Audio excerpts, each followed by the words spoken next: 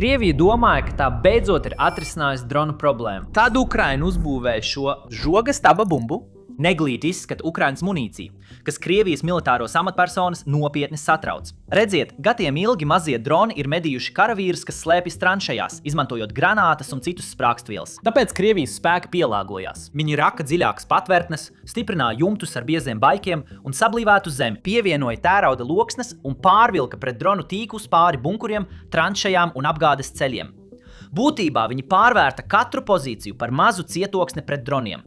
Un godīgi sakot, tas nostrādāja. Granātas sprādziens uz bunkuru jumta var apbērt apkārtni ar nāvējošiem šķembām. Bet karavīri, kas atradās zem jumta, bieži izdzīvoja, jo jumts absorbēja lielāko daļu sprādziena spēka. Tieši šo vājību Ukraina nolēma izmantot. Tā vietā, lai izmantotu standarta granātu, Ukraina izveidoja bumbu ar garu taisnstūrveida korpusu un rūdīta tērauda smaili priekšpusē. Tādējādi tā izskatās pēc metāla žoga staba.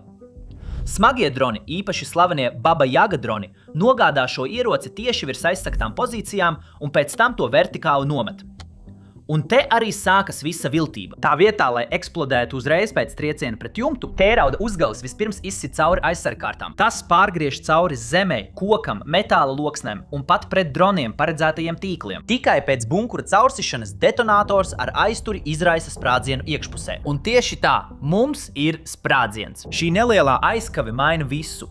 Jo sprādziens šaurā zemnīcā ir postošs. Pēkšņi pats jumts, kas paredzēts, lai aizsargātu karavīrus, palīdz iesprostot sprādzienu iekšā, ievērojami palielinot tā postošo spēku. Trakākais ir tas, cik vienkārši ir šī ideja. Ukrainai nebija nepieciešama dārga raķete, kas maksās $100,000. Tā vietā tā aizņēmās pamata koncepciju no bunkuru iznīcināšanas ieročiem, kas pastāv jau kopš Otrā pasaules kara, un pielāgoja to kaut kam tik lētam, lai frontes droni varētu tos nest lielā skaitā. Tā vietā, lai izgudrotu riteni no jauna, Ukraina vienkārši padarīja to mazāku un daudz pieejamāku.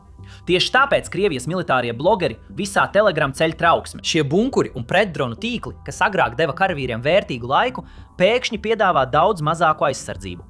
Pirms šī ieroča parādīšanās Ukrainai bieži vajadzēja vairākus dronus un atkārtotus triecienus, lai iznīcinātu vienu nocietinātu pozīciju, dodot aizstāvjiem vērtīgas sekundes, lai aizbēgtu. Tagad viens precīzi trāpīts trieciens var caursist jumtu un iznīcināt visus iekšā esošos. Krievijai tas kļūst par murgu.